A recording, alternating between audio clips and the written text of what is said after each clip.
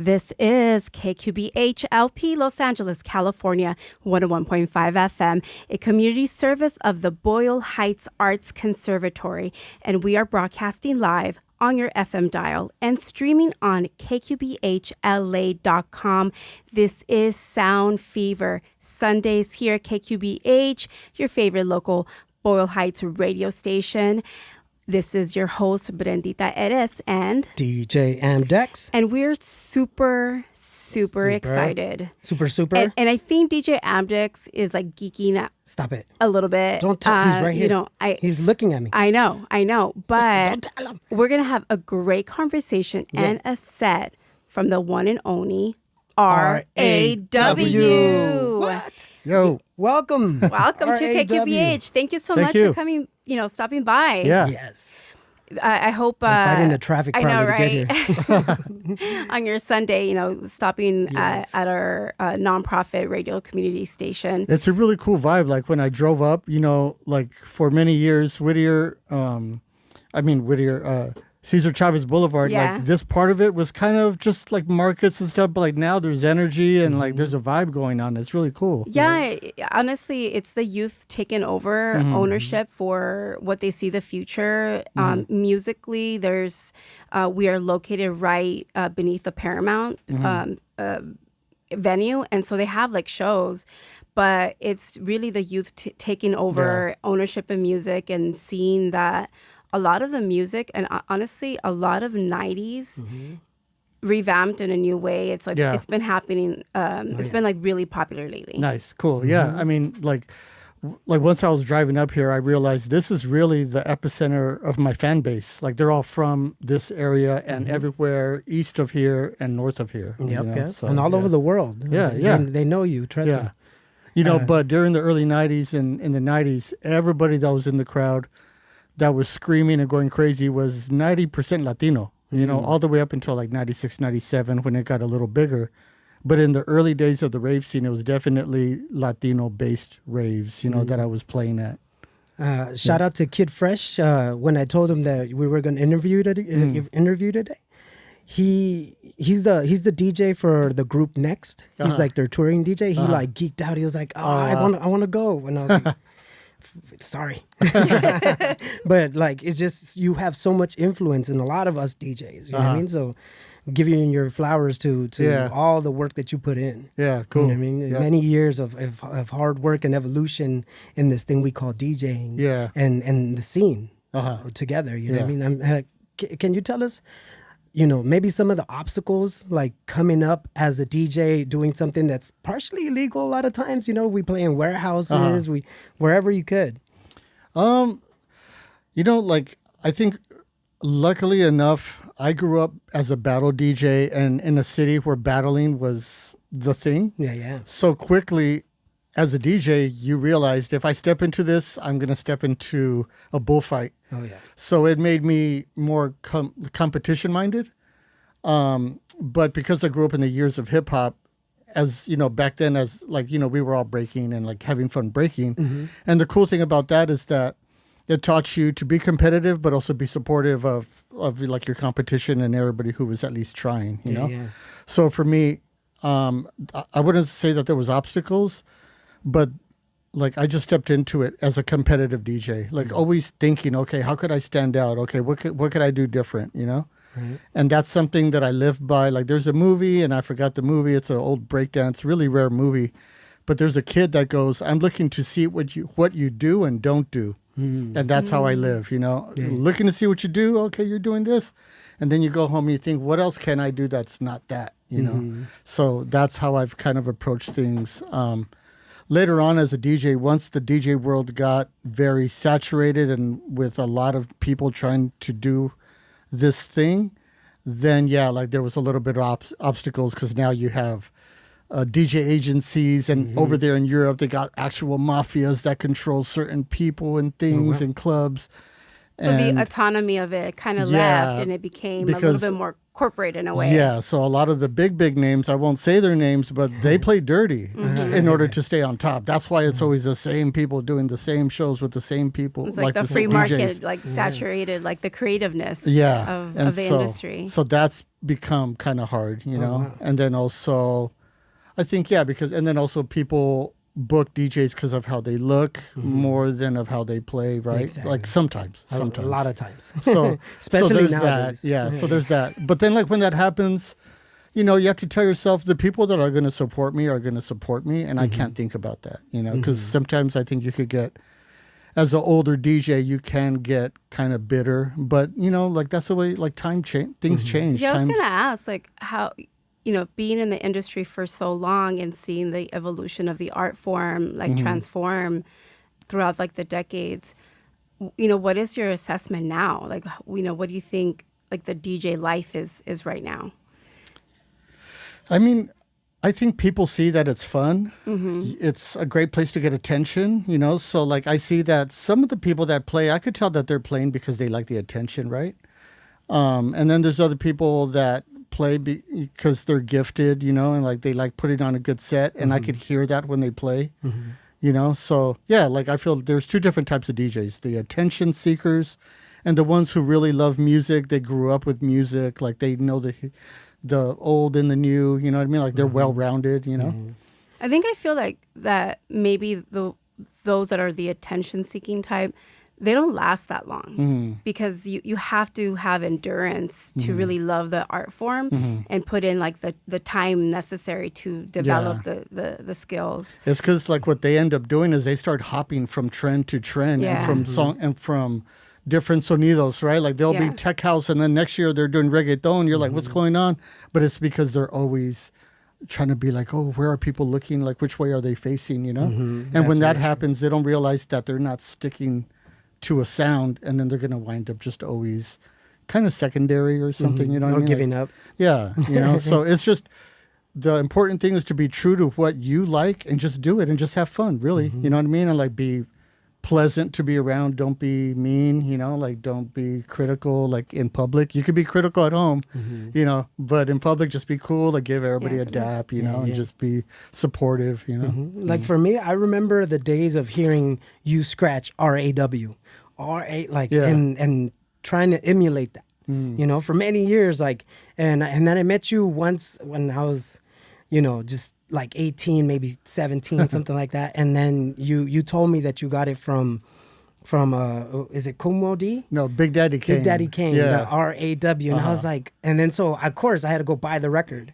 And then, you know, like, and then here I am like learning that pattern that you do, you know. And it's a really cool song to cut because it's, you know, it's produced by Marley Marl and it's old school New York, so it's really heavy on the mid range. So the scratch is dope because it cuts through the mix. You know? And also like, and the fact that you can introduce it, like it blew my mind when you were taking hip hop and then putting it into jungle, and it's just like, even the Kid Fresh said you had Erykah Badu track, I think, that you played at one point, and he's been looking for it for years. And then so like a lot of us are like, where's that track? Where can I find it, you know? And what do you like, do you just vault all your music, or where can we find it? Are you trying to reveal his secret? That's what I'm trying to do. I feel like the Erykah Badu one, like if it's recent, it's on a label out of the Netherlands, and they do a lot of bootleg DMB remixes. They press them up on vinyl, but they don't put a name. You know, it's just a picture. Oh yeah, white labels. It's called like Vibes 93 or something like that. But they're out of the Netherlands. But it's probably them. But if not, it's me for sure, because I'm always remixing old school. Yeah, that's dope. And I mean the talent of it, because I remember the hard part was the speed. You know, like the speed of jungle, like trying to match drums, and then other drums, and you didn't have stems back then, so we were all like mind blown. Like, how is he keeping the drums? The way I was doing it back then, mostly I would just take the original song and just use the EQ and take the bass out of the original and add my own bass and drums. And when you do that, but live or pre, like you recorded at home and then.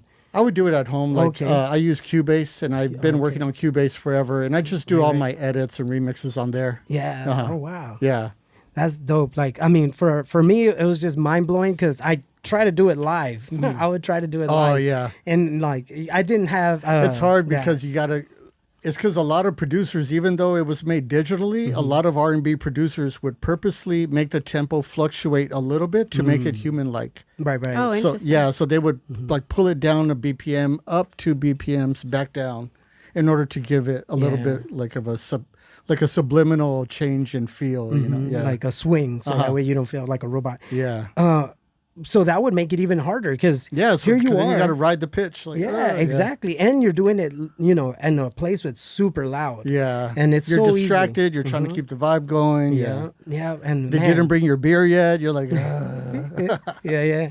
How many years would you say it took you to evolve? Because you know, you said you started battling, right? And so it was mostly hip hop, no, or freestyle. yeah, or- hip hop, Miami bass, freestyle. And even before that, when I was really young, 15, 16, I was playing disco and high energy. And that was with a bunch of dudes that were older than me. And it's really just like this old memory, you know, of me being walked in the back of clubs.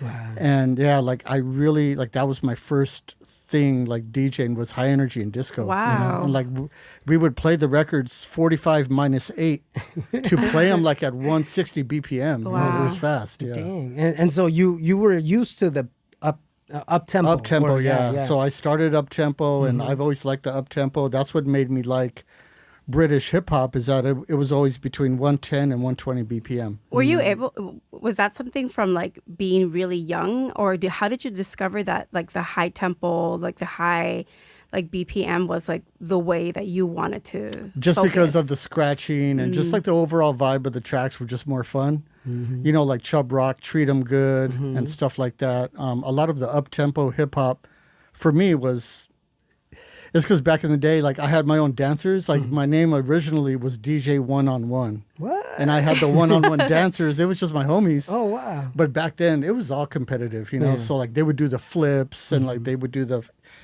foot between the leg or like foot between the hand trick. Yeah. Like, but like a lot of flipping, you know, and like I can't doing say I've stuff. never tried that. But yeah, you know, yeah. I'm very, very curious. Were you always like musically inclined as a little kid, or you know, what was like the music that you were listening to when you were like a child? Well, my mom always played James Brown, Little Richard, a lot of rock and roll, but really just James Brown and Little Richard. Like that's really what I remember. And then my dad played Santana, Tierra, Chicago, a lot of those bands. So a lot of musical stuff. But yeah, so like I grew up very musical. Like every day music was playing. And in 3rd grade, I started playing drums. And by the 6th grade, I was the leader of the drum corps. Oh wow! And then we did competition, solo competition, like with just me, like in a room with the drum set, you know, with just Yeah. me. And then they would walk in another drummer and he would do his thing. And at the end, they would judge everybody. Wow. So, yeah, so there was also competition with the drumming, you know. And then 7th grade, I played in a jazz band. And then 8th grade orchestra, doing the timpani and cymbals. And that was cool because that was different, you know, like that was mostly just doing the accent, like on certain compositions, you know, like just a build or something. Which is DJing a lot of times. Kind We of. just add Yeah, a that's little, actually little true, flavor yeah. to it. Because like you're trying to, what's cool about being in an orchestra is that even though it seems boring or like it's just whatever, like it's actually fun because you're working as a team. You have to pay attention to everody else is doing and wait for your own Yeah. like part to come in and then And you keep can't, it. and you can't try to take over the show. Yeah. Like you got to be like just, you know, like if it just demands a soft little touch, just do like don't be going crazy on it. Yeah, Like you're not the show. You're the yeah, guest. like you're part of the team. Yeah. And what about that? Like, how is it that you became, you know, such an icon?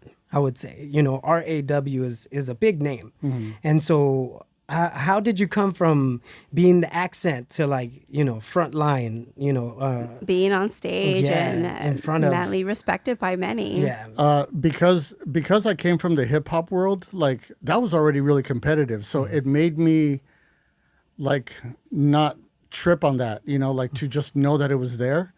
So when I went from the hip hop club world into the rave scene, I went into the rave scene knowing that nobody else was scratching. I was like, ooh, it's like a big opening. Yes. Yeah. And this comes back to the looking to see what you do and don't do.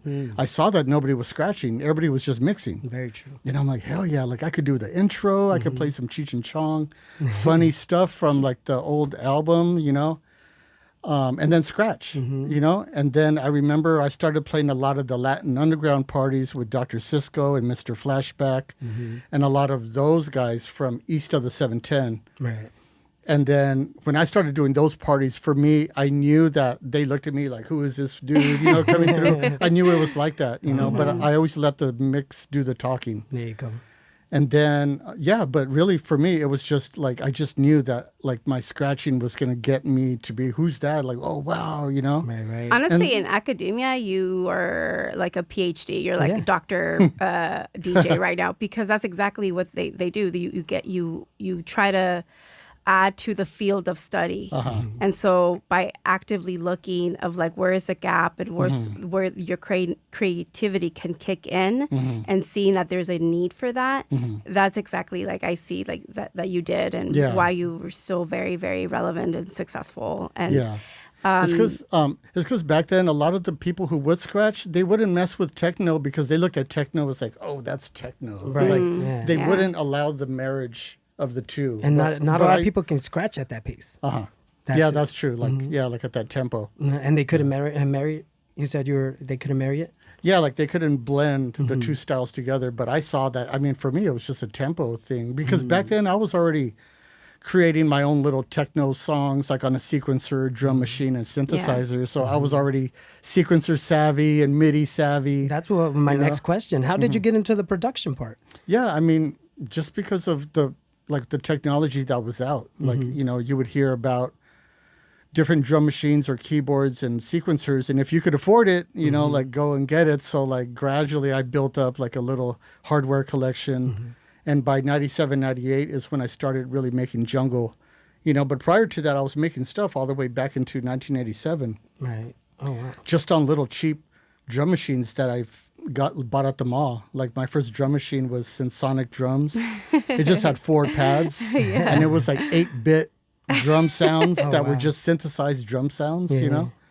And I had a Yamaha CS01 synthesizer. I still have it. Wow. And I just broke it out again because like I'm getting ready to make beats and music with just that. I'm going to do all the bass and the snares with just that and the music with that, you know. I was gonna say, like, it somehow forces you to be really creative when you have like the limitations of the technology and it's like not a lot of fancy stuff, and you have to really like take it to the core of essence of the beats just because like of the product itself. And so I super fascinated because you know, as I mentioned, we are part of like the nonprofit, and there's like a lot of youth like that come in, and they get inspired, and then they kind of like lose the ability to keep doing it as an adult, like to make it a profession or to keep it like. How did you keep doing it from like being young, being involved to like, you know, not losing the want of still wanting to DJ and produce and make and create? Like, what motivates you? It's part being competitive and like, but like with me, like, and I tell people this all the time, is that I always go with my gut, like, you know, and I always try to think of what can I do that everyone else isn't doing, but still be relevant, you know. And it's like this really weird gut feeling thing that I live by, you know, like I don't. You know, like in 2012, when dubstep was starting to really blow up, I left it because I just wasn't feeling it, you know? And so you would think to yourself, that's the wrong thing to do at the wrong time. But I could see that it was the right time because what dubstep turned into was something that I didn't want to do. Wow, like, I don't want to be a part of that type of sound. It's too aggressive. It's too loud. It's too cookie cutter. And I just didn't see myself. Like, there was a party I did in Detroit, and I looked out to the crowd, and I wasn't connecting with anybody. When I played here in LA in the early 90s, I look out in the crowd, I'm eye to eye with people, and we're catching a vibe.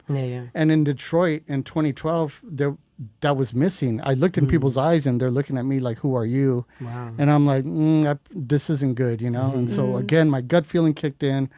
I got out of dubstep. I went back to jungle. And a few years later, jungle starts to have another resurgence in popularity, you know? And so I think what that gut feeling really is just, you know, like, I don't like to get spiritual in public, but I do have a spiritual life. And I really feel that that's your inner self, your higher self guiding you, you know, in ways that are beneficial to you, even though at the time it might not seem like it, right? Because the money side of you wants to, dubstep's blowing up. I want to blow up too. Yeah. But that wasn't what was guiding me. What was guiding me is like, I'm not down with this sound. You know what I mean? I need to get back to what makes me happy. And that was jungle.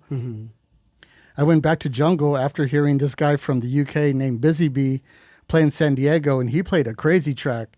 And when he played that, I was like, in that moment, I thought to myself, what am I doing with dubstep? I need to get back in the jungle. And so I did. I started making remixes again, having fun. And that's when I started doing jungle with oldies, jungle with R&B, reggae, like, you know, Latino stuff, cumbia, and then just having fun. And I also did that kind of recently with my house remixes. And then that blew up. I didn't expect it to blow up because I wasn't looking for the blow up. I was just having fun. Every time I do stuff for the fun, it blows up. So there's something about that. And like, I think that's why we like Wu-Tang, because they were doing it from a real New York raw level. That's like they're being themselves. They're not trying to be this other thing. Same thing with the rappers from Atlanta. They're blowing up because they're really being raw Atlanta rappers. They're not trying to fit in with what you're about. They're being themselves, and they blow up big, you know? That's true. It sounds like you're so authentic because you're so grounded. And with that, I feel that you have been able to transcend throughout like the decades. Is there like a highlight, if you could take a snapshot right now, like a one moment that you feel that you really, really enjoy, like a summary of like, this is where I feel so interconnected? Or do you have that throughout like the time? Like, or do you have like a good like top note moment? No, I don't get that feeling because there's been so many like at this point, you know, because I already had that in the past with the hip hop days. And I feel like that there's been stages of my DJ career, because there was great moments back in the day with hip hop stuff when I DJ'd for Booyah Tribe, I DJ'd for Curtis Blow. When I won the DJ battle in 1997, and DJ Quick was the judge, and he jumped up out of his seat because he never heard jungle being doubled up, you know. So there's like moments like that, you know. And I guess when I used to tour Mexico, and I would do multiple cities in Mexico and actually see parts of Mexico I never would see if it wasn't for the DJing, you know. Yeah. So sometimes it's not even the moments when you're DJing, but just being in parts of the world, you know. Like in Guatemala City, like that was cool. I was like, damn, I'm in Guatemala. Like, what the heck? I would never come here, you know? But the music has taken me places, you know? And like, it's also taken me places that have given me firsthand view on stuff that I'm really, because I love history. So I've been to Ukraine like 4 or 5 times. Oh, wow. And I've been to parts of Ukraine that are now not there anymore, you know? Like even like the monastery that the government of Ukraine came hard on because they didn't trust the monastery priest and like the whole religious aspect of them, you know. But I went there and stuff, and like, you know, there's other places that I've been to because of the DJ stuff and the bookings that have, you know, later on I could see that, wow, I got to visit these places that are really special to me, you know, like as an interest, like a personal interest, you know. Oh, that is actually very amazing, because you're able to acquire just like a collective of just awesome things that you've done. Experiences that you take with you. Let's take a music break. Actually, not to take a music break, but, you know, we're going to be honored by you being able to play on deck. You know, we're ready for some music if you're ready. Yeah. Yep. You are listening to Sound Fever. This is KQBH R.A.W. live on air.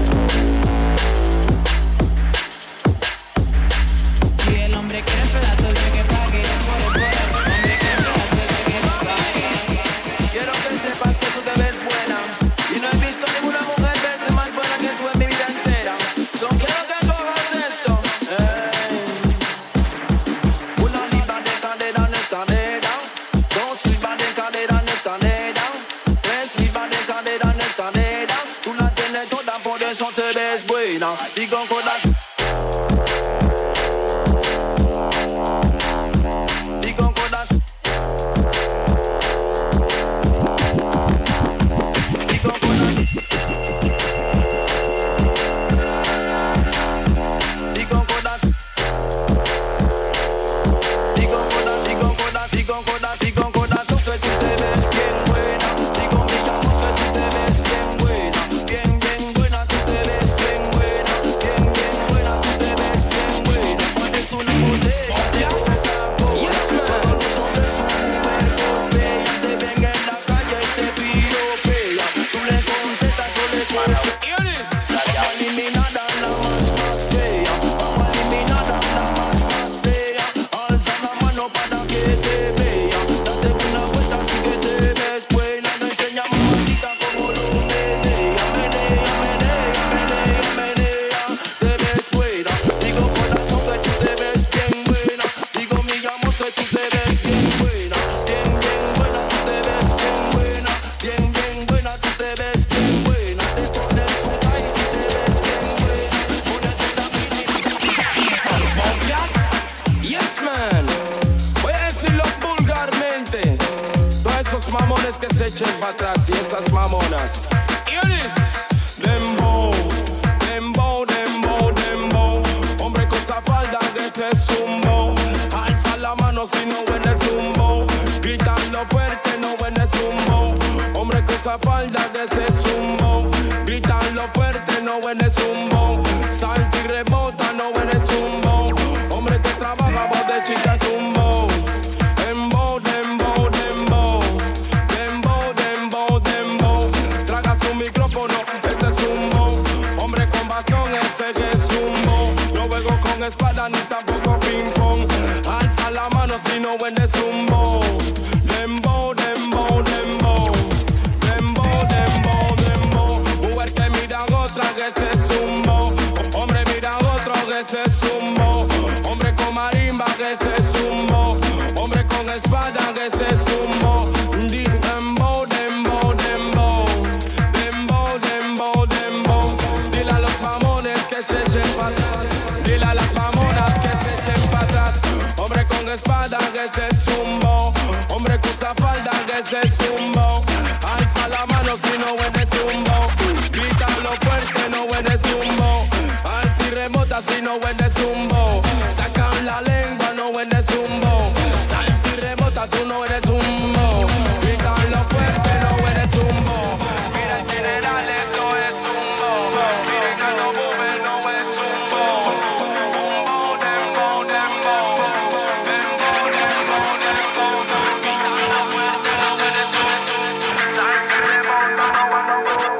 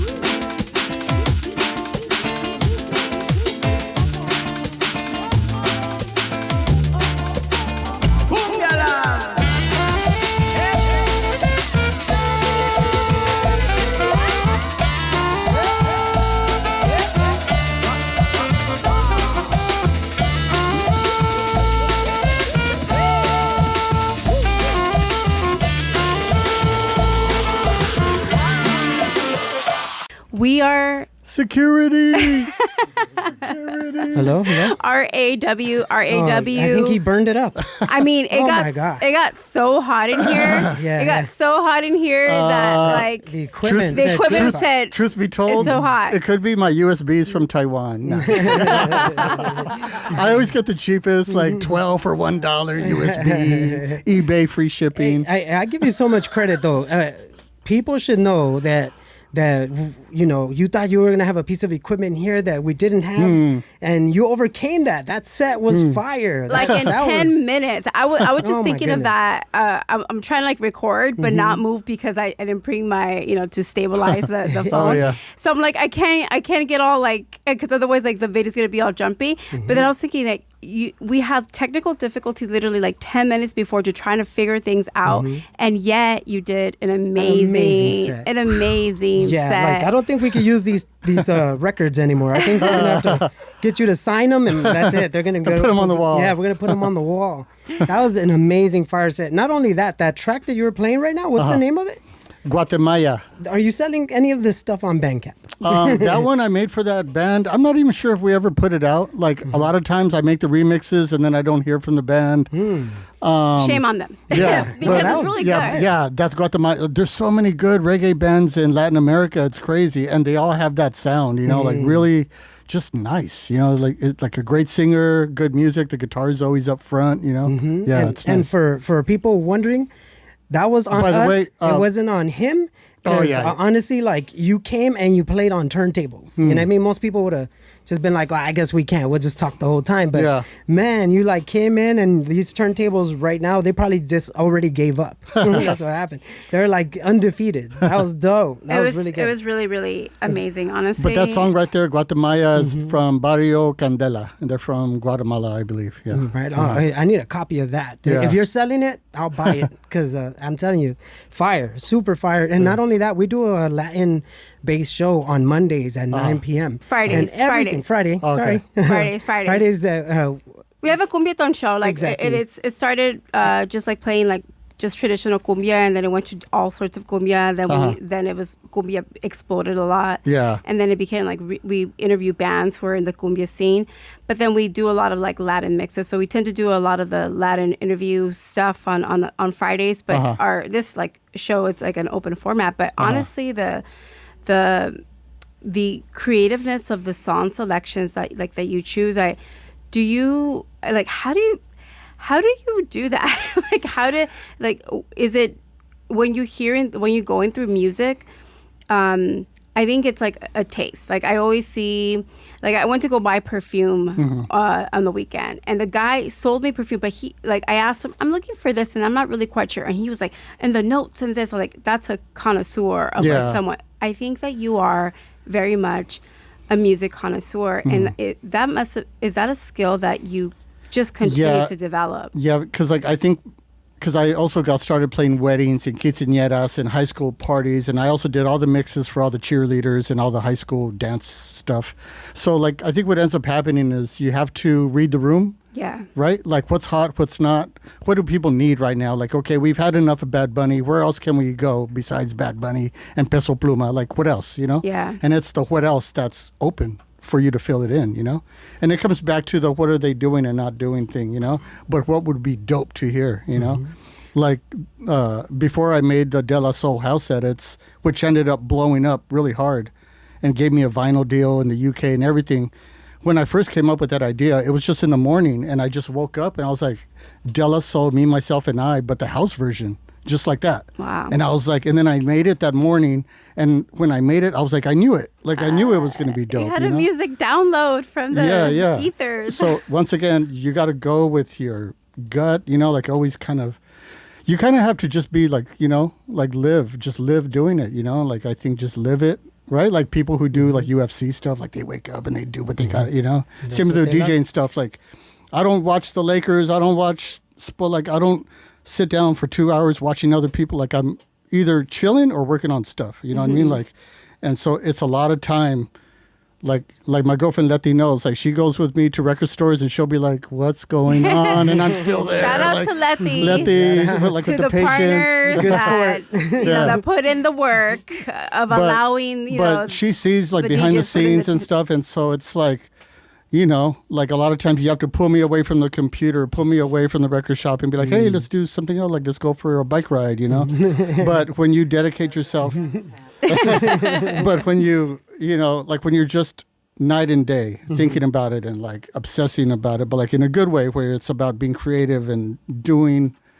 Because with me, like when I do the remixes, I'm like, ooh, LB sure, night and day, yeah, because no one did it. So like, but like if someone did it, and if it's dope, don't do it. But if it's not dope, all right, then do your own, Yeah. So like that. Yeah. Man, that was incredible. Like, and you don't sound clash, like perfect pitch all the way through. It's amazing. Any of those tracks that you played today, you can say that you played for years, or is it something new that you're diving into? Yeah, like some of them I made back in 2016, like the Isley Brothers one. I made that back in 2016, 2017 probably. Because back then is when I was just flipping all kinds of R&B and slow jams. But a lot of those are fairly recent. Like the Guatemala probably made in 2013.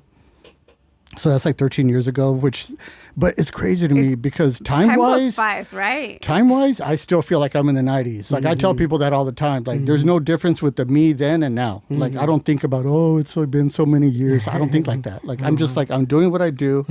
Every day is a repetition kind of the day before, So in a way, it's still 1991 in my mind, and I still live like that, Like I don't want to. I'm still collecting records. I'm still producing. That's it. Like it's simple. How many pieces of vinyl would you say you have, more or less?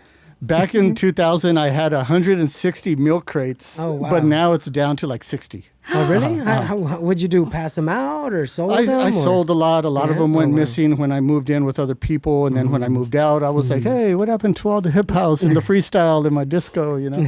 But I also sold a lot. I sold a lot of all my techno, all my hardcore, a lot of my house and progressive house. But then I ended up buying back a lot of the house, which is good in a way because now I have brand new copies instead of the shabby. Because a lot of the vinyl from the early 90s gets, worn, so it sounds scratchy. Especially with the needles of the old days. Yeah. And how they used to put all the extra weight on there just because, the thump. And I was going to tell you another thing. Do you have a Bandcamp? Yeah. Yeah? And do you want to put that out so that way people can collect your music? Yeah, so my 6-block Bandcamp, there's sample packs on there for producers and a lot of free downloads and remix albums. I have Sade remix album, drum and bass, Bone Thugs and Harmony, drum and bass, Tupac drum and bass. I have Jungle Oldies where I take oldies into jungle and like do mashups. Wow. And that's 6block.bandcamp.com. And 6block is spelled 6 BLOCC. And then my R.A.W. Bandcamp is Mictlan, like Mictlan is the Aztec underworld. Yes. MICTLAN.bandcamp.com, and that's for the R.A.W. stuff. Yeah.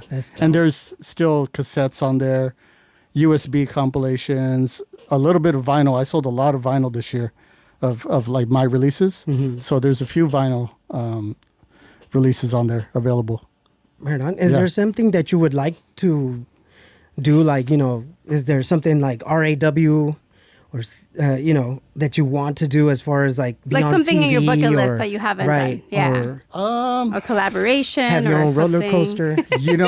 What I really want to do is I need to make a connection in Jamaica, and I want to play in Jamaica at least once and play Ragga Jungle out there and see what happens, because like I know they know about it and I know that some of them have their opinion on it, but I think it would just be dope to be on the island and play out there, because I played in the UK, I played most of Europe, in Mexico. I've been to so many places, Mexico, Guatemala, Venezuela. I played during the dubstep days. I went down there. So I feel like I've been to the places I have always wanted to go. But Jamaica, I feel like is Jamaica's the last. Still in your bucket list. It's the one that would just round it off. Somebody called Jamaica. No, like I have friends that could make it happen. It's just about me pulling the strings, and like I just never thought about it until recently. But they have dope clubs now out there. So I feel like now a little bit safer, you know, and like, but now there's places that have sound systems, you know, and club environments that are modern. A lot of times they were put together by neighborhoods and people, like people power, but now it's actual clubs with nice venues, you know, that look modern. So, yeah. Is there a system that you played at that you were like, that system was incredible? Well, I was just telling Letty, like, I played in Detroit, like around 2012, and the guy, he picked me up from the airport. He picks me up in a van, and I'm like, we're in a van? Like, what the heck? And then, like, he goes, check this out. He goes, check this out. And he puts on the sound, like the radio. The whole van is now vibrating, and my eyeballs are vibrating. Wow. Like, and like my whole vision is, like, my vision is like, and I'm like, what's going on? And I opened the van. I was like, what are you doing, right? And I didn't realize, but he was the winner of the loudest sound system in all of Michigan. Oh, wow. But his party that I played at, he had a wraparound sound system. So it's 4 walls of sound. Wow. And he had the loudest system in Michigan, of course. And when I was DJing, you know, they brought me a drink and I put it down and the bass, like the song was playing. My drink started to vibrate away from me, like all the way away, like far, like 20 feet. I was like, what the heck? But yeah, that was the craziest sound, like of all time. Yeah. Is there any advice you want to give the new and up and coming jungle heads, drum and bass heads, or DJs in general? Yeah, I guess DJs in general, just kind of like look to see what space you could fill. Because a lot of times if you're just going to play what's already being played, you know, you're going to be waiting in line, or, you know what I mean? Like the chances of, you know, getting in the door might not be as easy, you know, but it also like depends. Like I notice people that become DJs that have a big group of friends, they have an easier time because they're social and they're out there and they're just cool people, you know. Sometimes if a DJ is like a little hermit and he's just to himself, a lot of times it's harder for them because they're always to themselves and like they're not as good interacting with people. So it's just good just to be so it's good to just put yourself out there, to say what's up. Don't be nervous. You know what I'm saying? Just kind of like, just don't get in your head about what you're doing and how you're doing it. You know what I mean? You're doing your thing and just, you know, push yourself as far as you could go. But just realize what the par is, right? Like how dope are people right now, and like work to get there, you know? Honestly, with the social media, it being you having to constantly post and content create, it becomes a lot about like the producing of like the marketing material and not so much about the content. And that's really hard. It's hard for us as like we're small like radio station, but it is like very necessary now. Because you know, and then sometimes people could think or assume that just doing that will take them up, you know, but they don't realize it's really, I think the best PR is on the ground DJ sets where people see you and then they talk, oh, he killed it, Bob. That's the best. Like that's always been what's promoted me, is how people said that I did at a party. And then because when back in the 90s, promoters would always call and say, we heard you killed it. We want, you know, and that was always what they said. We heard you killed it. That's dope. So word of mouth is always the best. So just be cool with people. Make sure just don't stare down. You know, like I usually don't play on a laptop because it makes me stare at the laptop, you know? So like, that's why I just like to pop a USB in a controller or vinyl, because then I could look out more often, you know? So kind of connect more with the audience. So just as a DJ, remember, people are looking at you, so don't be boring, you know what I mean? Kind of catch a vibe, keep moving, you know what I mean? Like, I remember I was at the Soul Assassin studio, and DJ Muggs, at his DJ little area, he had a mirror in front of, like, he would mix in front of the wall, but there was a mirror. And I looked, I was like, oh shit, he's DJing, but looking at himself to see how he looks when he's DJing. That's smart. You know, so because he's hip hop, he would do a lot of leaning, right? Like a lot of like B-boy type body language, right? Because that's what works in a hip hop environment. You know, so like, just know your environment. Like if it's a dope tech house environment, be fun and move with the shit. Don't be all like a mannequin. Like that's what grinds my gears with a lot of DJs. Like, I won't say what country, but a lot of them are like mannequins. And I'm like, bro, like, do you like what you're playing, or like, what's going on? Like, you look like you're reading a book. You know? Right. Or you're upset. Yeah. Well, we gotta close out. We do. But before we go, social media handles of where people can find you. Okay. Yeah. Instagram /OG6Block. My Twitch, OG6Block. And my Bandcamp for my music and sample packs for producers, 6block.bandcamp.com. August 1st, I'll be in Oakland at a free drum and bass outdoor event. August 2nd, I'll be in Sacramento with the homies doing reggae and jungle. And August 15th, I'll be in Fresno at a multi-stage outdoor type of party with a casino.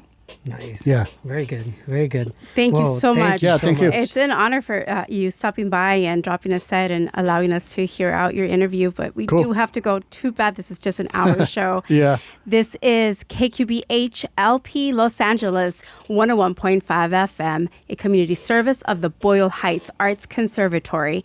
And we are broadcasting live on your FM dial and streaming on KQBH-LA.com. This is Sound Fever. Till next time. Peace.